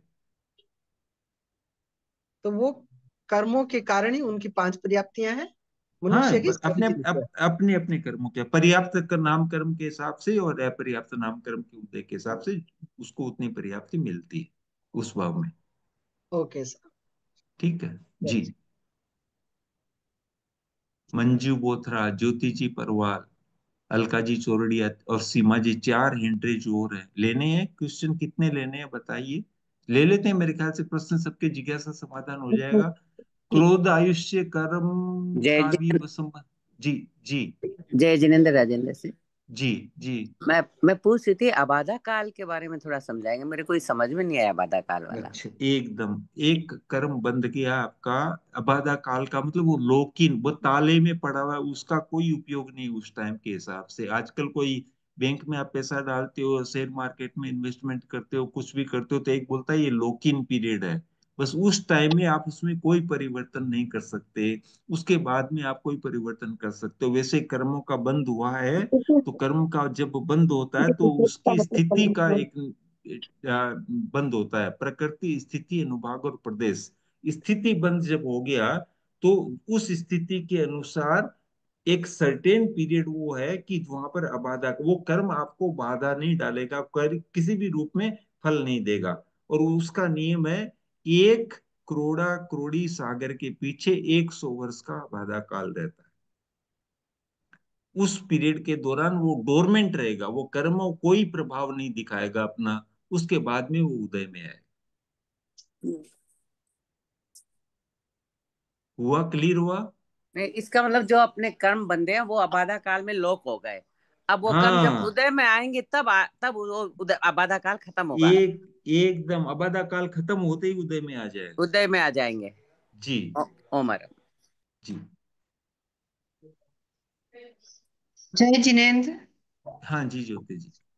मैं इससे बोल रही थी, जैसे अभी आपने बोला था कि उनके कोरोना काल में उनके आयुष बंद हो गए थे, तो अपन को क्या मालूम कि अपने आयुष कब तक बंद होंगे? अपने उदीना चल निश्चित रहा है। नहीं, निश्चित रूप से नहीं कहा जा सकता है कि उदीर्णा हुई है या उनका आयुष्य उतना ही था, निश्चित रूप से हम नहीं कह सकते हैं। लेकिन बाहर की परिस्थिति होती है और एक साथ में इतने लोगों की मृत्यु होती है और बिना विशेष किसी कारण से होती है, तो ऐसा अनुमान लगाया जाता है कि वो उदीर्णा हो रही है। नहीं तो बिना विशेष, जैसे अपन अब कोई एकदम किसी को अटैक भी आ जाता है, तो अभी तो सही था लेकिन 2 मिनट बाद में अटैक आ गया दोनों तो। कारण उसमें आएंगे। आयु उसकी बीमारी के कारण उदीर्णा भी हो सकती है। निश्चित रूप केवल ही जानता है कि उसका आयुष्य उतना ही था क्या, क्योंकि देखिए आयुष्य उतना ही था तो भी कोई न कोई निमित्त उसको मिलता है उसका आयुष्य पूरा होने के लिए, तो वो भी निमित्त हो सकता है। और वो अटैक के कारण ही हो सकता है कि वो मतलब आयुष्य की उदीर्णा हो गई हो। अच्छा, वो दोनों परिस्थिति। निमित भी हो हाँ, जाता है। और एकदम निमित्त होता है। ये कर्म उदय में आते हैं तो निमित्त के माध्यम से उदय में आते हैं। अच्छा सर, थैंक यू भाई। जी जय जिनेन्द्र। जी। मैं आरती जैन बोल रही हूँ। मेरा क्वेश्चन ये कि अपन अपने कर्म का भोग भोगते हैं, फिर भी क्या नहीं ये कहते हैं कि ये भिक्षु का जाप करो या किसी भी गुरु का जाप करो या कोई भी जाप करो, उससे अपनी बाधा कम होती, तो क्या ये सही है? एकदम सही है, क्यों नहीं सही है? अपने बिल्कुल सही है। और अभी बता देते हैं कैसे सही है। क्योंकि आप जो जाप कर रहे हो वो शुभ प्रवृत्ति है ना? शुभ नहीं जैसे प्रवृत्ति है या शुभ प्रवृत्ति है? जाप करे वो क्या शुभ प्रवृत्ति है या शुभ प्रवृत्ति है? शुभ शुभ। शुभ प्रवृत्ति है ना।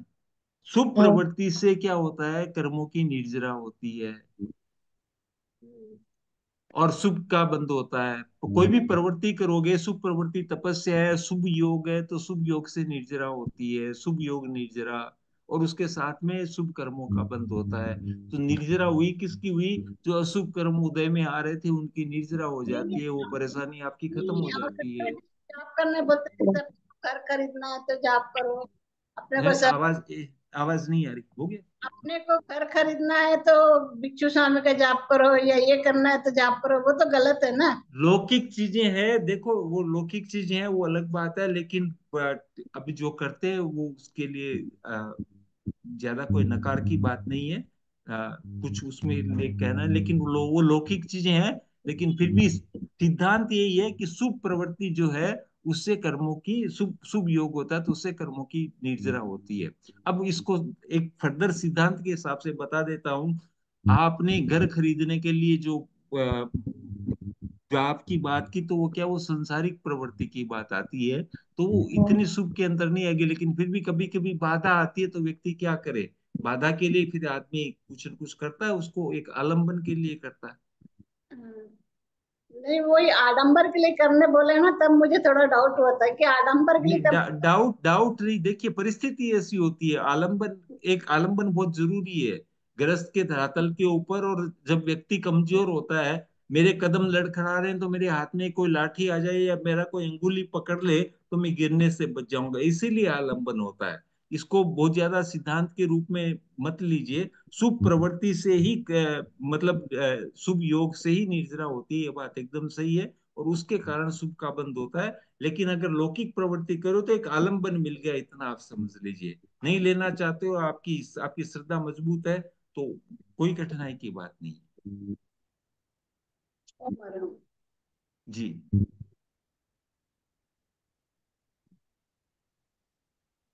चेट वाले क्वेश्चन लेंगे। जी ले लेते हैं। उदीर्णा, अब उदीर्णा अपवर्तनी आयु एक ही है क्या? अपवर्तनी आयु होगी तभी उदीर्णा हो सकती है, अनपवर्तनी की नहीं होती है उदीर्णा। क्योंकि अपवर्तन में कमी होती है ना, कुछ आयु से ऐसे होते हैं जो अनपवर्तनीय होते हैं। तो अपवर्तनीय अनपवर्तनीय, फिर उसमें स्वयंक्रम और निरुपक्रम दोनों प्रकार की बातें हमको पढ़ने को मिलती है। तो अपवर्तनीय की उदीर्णा होती है, नहीं तो नहीं होती है। ठीक है। और क्या आया है? क्रोध से आयुष्य कर्म होता है, संबंध है, पता नहीं था, थोड़ा डिटेल में बताया, वो भी बता दिया ऑलरेडी। मेरी क्वेरी है कि मैंने लास्ट एग्जाम नहीं दे पाई, फैमिली फंक्शन था, आगे दे सकती हूँ जी? आगे दे सकते हैं, आई थिंक ये भी आंसर हो गया। हो गए हैं सारे बाकी तो नहीं कुछ अलका जी, पेंडिंग। अलका एक जी मेरा छोड़े। है उनका, एक क्वेश्चन मेरा है। जी। भवी भवी आत्मा क्या नियति में एग्जाम्पल की तरह कंसीडर कर सकते हैं क्या? तितिक्षा जी जैन, बहुत अच्छा प्रश्न है। भवी और अभवी ये नियति है, कितना भी पुरुषार्थ करो, कुछ चीजें ऐसी है कि जिनमें कभी भी परिवर्तन नहीं हो सकता है। जो भवी है वो सदा काल के लिए भवी रहेगा, अभवी है वो सदा काल के लिए अभवी रहेगा। तो इसको एकदम नियति माना जा सकता है। जय जिनेन्द्र। जी। हाँ, संक्रमण का मतलब क्या है, समझ में नहीं आ रहा। संक्रमण का मतलब कन्वर्सन, बदली कर देना, एक को दूसरे में बदली कर देना, वो संक्रमण है। ठीक है ना?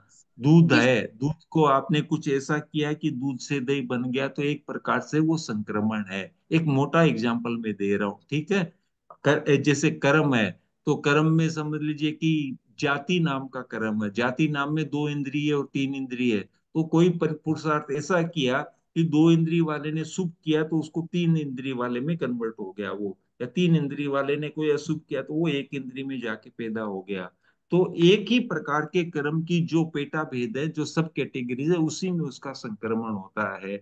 आयुष्य का संक्रमण नहीं होता है। और दूसरा एक और क्या बात बताई थी कि मोहनी दर्शन। कर्म में दर्शन मोहनी का चारित्र मोहनी में नहीं होता है। बाकी जितने भी कर्म है उनकी सब कैटेगरीज में संक्रमण होता है। ऐसा क्यों होता है फिर, दर्शन मोहनी और चारित्र मोहनी में संक्रमण क्यों नहीं होता? दोनों का स्वरूप टोटली टोटली अलग अलग है। अच्छा। इसके लिए ये नियम है। जय जिनेन्द्र। जी। अंकल, मैं ना जी। एक्चुअली उस समय जब पूछ रही थी ना, मैं हड़बड़ा गई थी, खुद ही समझ नहीं पाई। मतलब मैंने कोई कर्म किया, ठीक है, हाँ। उसमें लिखा हुआ है वो अनंत परमाणु वाले स्कंद को ग्रहण करता है। तो मतलब एक हाँ, छोटा सा भी अगर मैंने कर्म किया, तो मतलब कुछ मेरे भी देखो आसपास कर जो आपने अनंत। देखो आप एक साथ समझे, आप जो बोलो ना आपने कर्म किया, इसका मतलब समझे आपने प्रवृत्ति हम्म, की, कोई भी एक्शन किया, वो प्रवृत्ति है।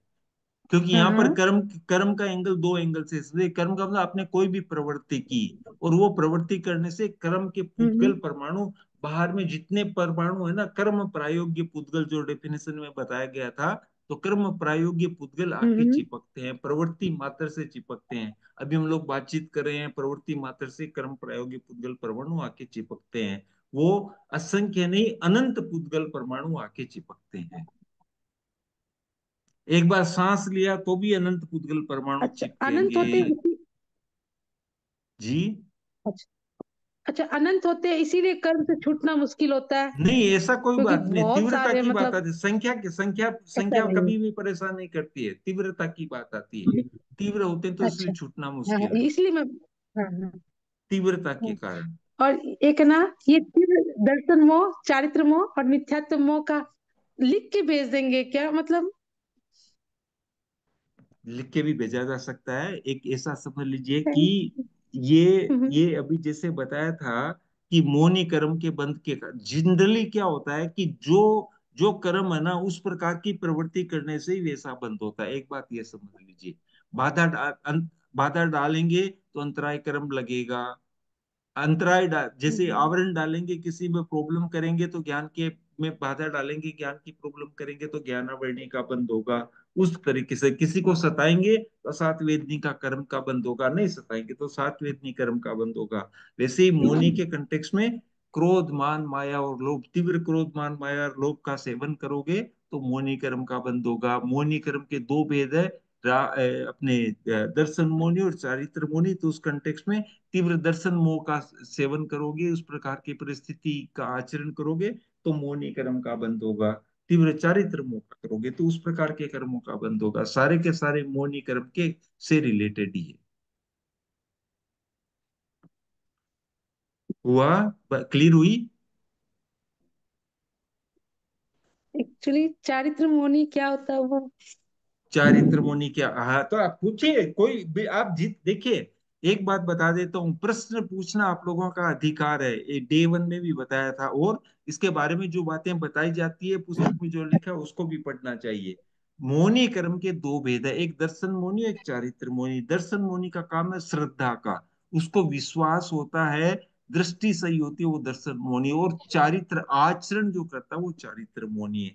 क्रोध मान माया और लोभ है, वो आचरण की बात आती है, उसमें श्रद्धा की बात नहीं है। श्रद्धा है कि हाँ देव गुरु धर्म में मेरी श्रद्धा है, गुरुदेव जो फरमाते हैं, तीर्थंकर ने जो बात बताई उसमें मेरी श्रद्धा है, तो एक श्रद्धा की बात आ गई। जीव होता है, अजीव होता है, पुण्य पाप होता है, इसमें श्रद्धा हो गई। तो ये सारे दर्शन मुनि के कंटेक्स्ट में उसकी श्रद्धा होनी चाहिए और उस अनुरूप आचरण करे। हमको मालूम है कि रात्रि भोजन नहीं करना चाहिए, मालूम हो गया, उस पे विश्वास करते हैं, तो ये दर्शन मोनी की बात आ गई, हमने उसके ऊपर श्रद्धा नहीं किया। अब हम आचरण नहीं कर पाते हैं, आचरण नहीं कर पाते हैं, तो आचरण की कमजोरी है। तो ये दर्शन और आचरण का, ये चारित्र मोनी और दर्शन मोनी का ये फर्क है। समझ में आया।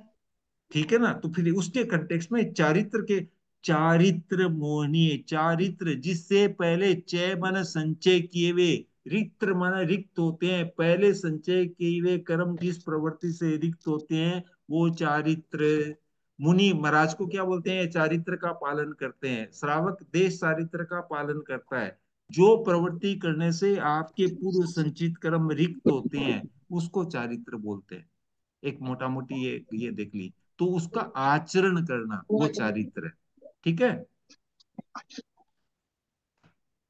हुआ? एक क्लियर हुआ प्रश्न आपको? आया हुआ है। क्लियर हो गया?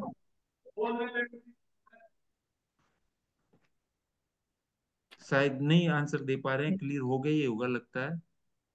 एक प्रश्न आया हुआ है, ये ले लेते हैं क्या? हाँ ले ले। अंकिता जी पूछ रहे हैं, क्या occasionally Holi Diwali sweets and gifts का लेना देना में भी मौन कर्म का बंधन को कारण होता है? वो नहीं, आप कुछ भी करोगे तो बंधन होता ही है। ओकेजनली लीजिए, रोजाना लीजिए, बंधन कोई भी प्रवृत्ति करने मात्र से कर्म का बंध होगा। ग्रस्त के धरातल के ऊपर कर्म का बंध रोका नहीं जा सकता है। आगे के गुण स्थानों में ग्रेजुअली ग्रेजुअली बंधन होता है, वो कम होता है। 7 कर्मों का निरंतर चलता है। आयुष्य का जब बंध होता है तब 8वें कर्म का बंध होता है। आप नहीं लेंगे तो भी बंद होगा, उस टाइम में दूसरा कुछ करेंगे तो। मैं ये नहीं कहता हूँ कि आप लीजिए या मत लीजिए। 3 और हैंड रेस है, ले ले क्या? हाँ एकदम जैसे आपको उचित लगे, मेरे को कोई कठिनाई नहीं है। अच्छा। जय जिनेन्द्र जी। हाँ बोले। हेलो। हाँ जी, हाँ, उदीरना का अर्थ एक बार समझा दे, वो समझ में नहीं आ रहा है उदीरना का। उदीर्णा का अर्थ, कर्म जो कर्म बाद में उदय में आने वाले हैं उसको पहले उदय में ले आना, उसको बोलते हैं उदीर्णा। ये पुरुषार्थ ये से होता है या? हाँ, ये एकदम पुरुषार्थ से होता है। एक बात तो पुरुषार्थ से होता है साधारणतया, और कभी परिस्थिति ऐसी हो जाती है कि वो कर्म अपने आप पहले उदय में आ जाता है। तो वो जैसे बीमा, अभी सुनीता जी ने आज एग्जांपल दिया था प्लेन एक्सीडेंट का। प्लेन एक्सीडेंट में उनका कोई पुरुषार्थ नहीं था, लेकिन परिस्थिति ऐसी हो गई कि उनका वहां बचना मुश्किल था, और आयुष्य कर्म वो अगले भव में जाता नहीं, तो वो आयुष्य कर्म की उदीर्णा हो गई। मृत्यु के समय जितना भी आयुष्य शेष रहा ना, उसकी उदीर्णा हो जाती है, और नए नए जन्म के लिए उनके आयुष्य का बंद हो जाता है। और साधारणतया उदीर्णा पुरुषार्थ पूर्वक ही होती है। जैसे हमने तपस्या की तो वो उदीर्णा हो रही उदीरना। है, एकदम उदीर्णा हो रही है, अशुभ कर्मों की उदीर्णा होती है। जो अशुभ कर्म बाद में उदय में आने वाले थे, और उदीर्णा का ये यही पुरुषार्थ का, दिस इज द ब्यूटी पुरुषार्थ की। बाद में उदय में आने वाले थे तो क्या होगा, वो तीव्र फल देंगे। अभी हम सहने में सक्षम है तो कम में हमारा काम हो सकता है। बाद में वो फल उदय में अभी आपने आज 24 का उपवास किया, समझ लीजिए सामने होली आ रही है, परसों 13 आ रही है, चतुर्मासिक पक्षी आ रही है, तेला कर लिया, कुछ भी कर लिया, तपस्या कर ली, तो भूख प्यास आपने सहन की। अब वो भूख प्यास क्या है, असाता वेदनी कर्म के उदय से भूख प्यास लगती है, ठीक है ना। वो बाद में उदय में आने वाले थे, हो सकता है कि बाद में किसी नारकी के भव में या तिर्यंच के भव में तीव्रता से उदय में आने वाले थे। उन कर्मों की हो सकता है निर्जरा यहाँ पर हो रही हो, हालांकि किसी भी भव में आने वाली वो निश्चित नहीं है, लेकिन दूर दूर काल में जो उदय में आने वाले थे, तीव्रता से उदय में आने वाले थे, उनको पुरुषार्थ करके आप पहले से उसकी निर्जरा कर रहे हैं। हाँ जी, ठीक है, थैंक यू जी। ओके। राजकरण जी सेठिया और प्रमोदिता जी।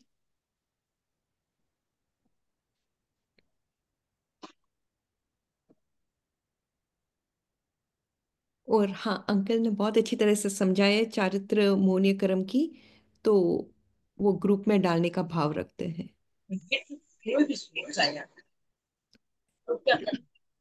ये जिनेन्द्र। लास्ट थे। हाँ जी। हाँ बोले। प्रणाम सर। हाँ जय जिनेन्द्र। जय जिनेन्द्र, मैं ये पूछ रही थी सर, ये आज मेरी क्लास मिस हो गई तो ये वापस हमको कैसे मिलेगी? रिकॉर्डिंग मिल, देखिए एक तो रिकॉर्डिंग मिलेगी आपको, दूसरा ट्यूसडे को करोगे तो ट्यूसडे को लगभग ये चीजें पढ़ाई जाएगी। जी सर, क्योंकि आज मैंने पूरी नहीं कर पाई थी हाँ अभी कोई जस्ट। बात नहीं, आपको रिकॉर्डिंग मिलती है, हर क्लास की रिकॉर्डिंग मिलती है, और संडे वाली चीजें वापस ट्यूसडे को पढ़ाई जाती थैंक यू सर। जय जिनेन्द्र।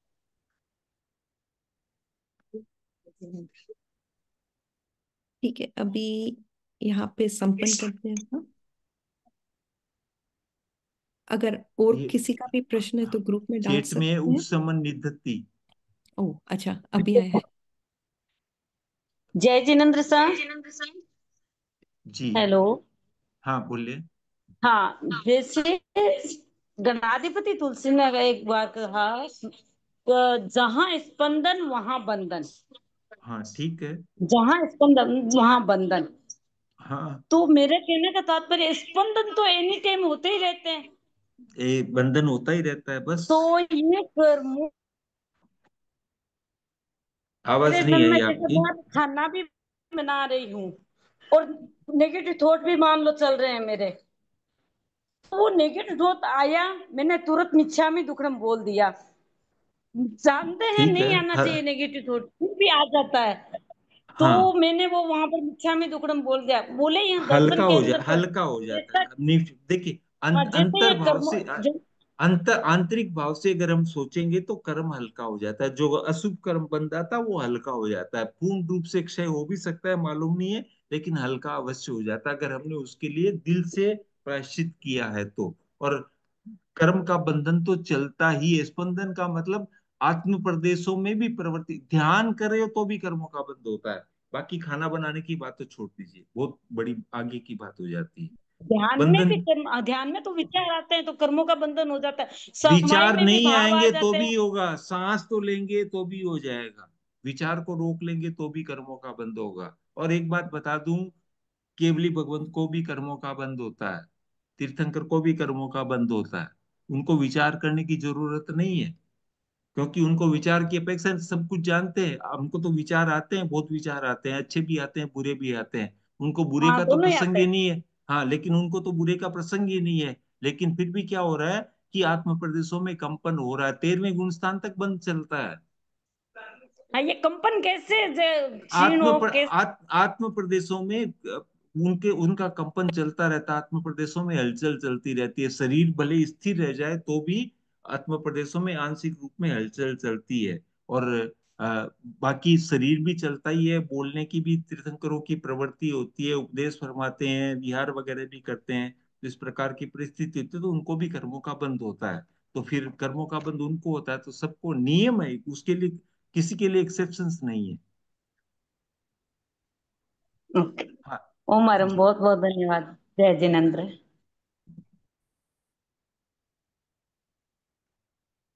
अबाधा कैसे? काल और सत्ता एक ही है क्या? अबाधा काल स्थिति और सत्ता में क्या अंतर है राकेश जी का? देखिए अब अबाधा काल और सत्ता एक ही है, सत्ता है वहां पर वो खाली वो है, उसका फल नहीं मिल रहा है, अबाधा काल में भी है उसका फल नहीं मिल रहा है, ठीक है। और स्थिति अलग हो गई, स्थिति पूरी है, अबाधा काल इज पार्ट, अबाधा काल पार्ट है, और बाकी का जो है ना वो स्थिति है ना, उसमें अबाधा काल और बाकी का उदय काल, अबाधा काल प्लस उदय काल इज स्थिति। इस प्रकार से उसको समझ सकते हैं।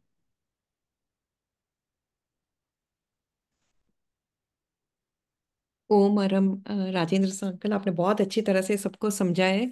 आई थिंक और प्रश्न आ रहे हैं तो ग्रुप में डाल देंगे तो बता देंगे हाँ अभी। हाँ हाँ, एक लिमिटेशन ठीक है। उपशमन निधति बताएं, उपशमन और निधति, ये समता जी बुतोड़िया का है। ले लें या ग्रुप जी, में क्वेश्चन मांग डाल लें, ये लास्ट ले लें। ये लास्ट ले लें जी। हाँ, उपशमन, उपशमन क्या होता है? कर्म का पूर्ण रूप से उपशम कर दिया, एकदम उपशांत है, उसका कोई भी प्रत्यक्ष रूप में फल नहीं आ रहा है। सत्ता और उपशम में फर्क है। सत्ता जो है, या अबाधा काल जो है, अबाधा काल आठों कर्मों की होती है, उपशम खाली मोनी कर्म का होता है। ये एक बार एक डिफरेंस समझना चाहिए। उदय में आने के बाद में भी उपशम हो जाता है, और अबाधा काल वो उदय में आने से पहले की अवस्था है।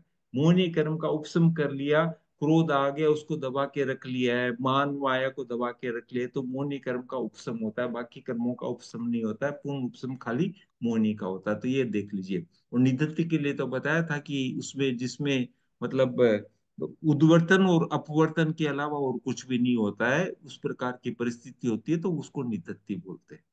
खाली उसमें उद्वर्तन हो सकता है या अपवर्तन हो सकता है, तीसरी कोई भी चीज नहीं होगी, वो निधत्ति। ठीक है।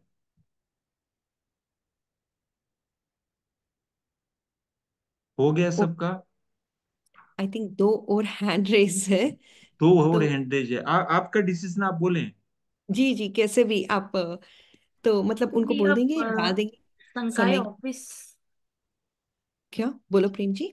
हाँ वो ऑफिस में अब लास्ट हाँ टाइम हो गया है ठीक है। तो वहां पे ऑफिस एक सही बात है, एक एक एक सीमा होनी चाहिए, वो आदमी सही है। तो आप लोग व्हाट्सएप